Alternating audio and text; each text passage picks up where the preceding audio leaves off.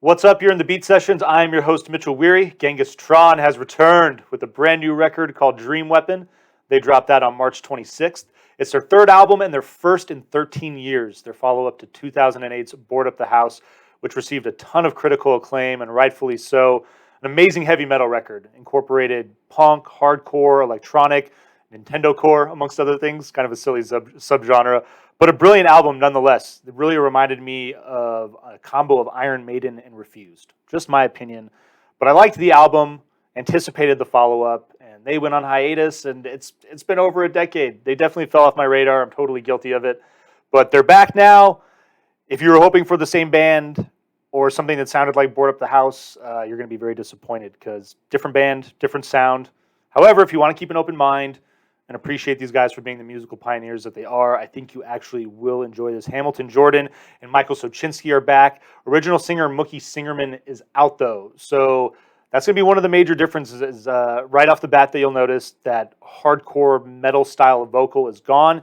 He's been replaced by Tony Wolski, who has an ambient shoegazy tenor. Much different sound. It definitely fits the vibe that they've created for this record. And I'm really a fan of the vocal production as well, actually. It's toned down just a little bit. Reminds me a little bit of the vocal production on Loveless by My Bloody Valentine.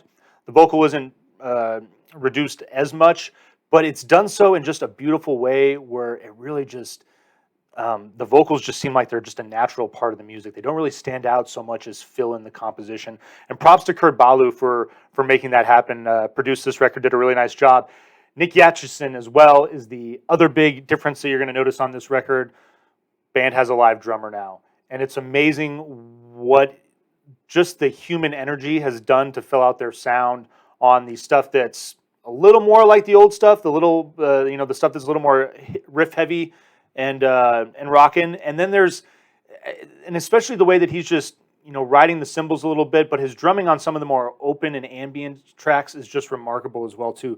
And Hamilton Jordan even stated that part of this record was just giving more of the instrumentation breathing room, I guess. And the drums are just a perfect example of the attention that they gave to that during the creation of this record. Really just wonderful, rich textures in the drumming. I can't wait to see them live as a four-piece. I mean, they're really going to sound impressive. The song Ritual Circle is certainly the center point of the record. It's a 10-minute opus that, I mean, from start to finish is just marvelous to listen to. This is going to be one of those records where you're going to want to throw on the headphones and just chill out for 45 minutes. Lay back. You might even need to take a nap afterwards. It's a little on the big side.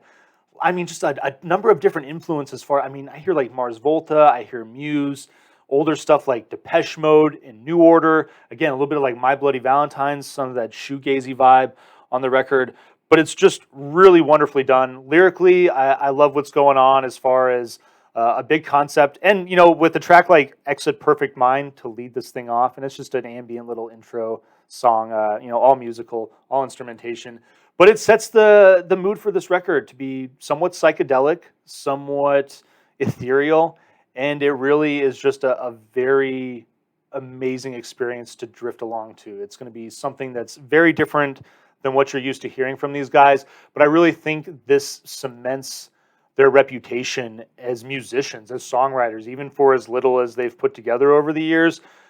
This record is just remarkable, and if for some reason we don't ever get another album from them, this would be a great curtain call. I mean, just a wonderful record. I'm giving it a vinyl, please. I hope you enjoy listening to this, and I hope you find this review helpful. Please subscribe to my channel and check out the live show on Sunday nights. We'll see you next time on the Beat Sessions.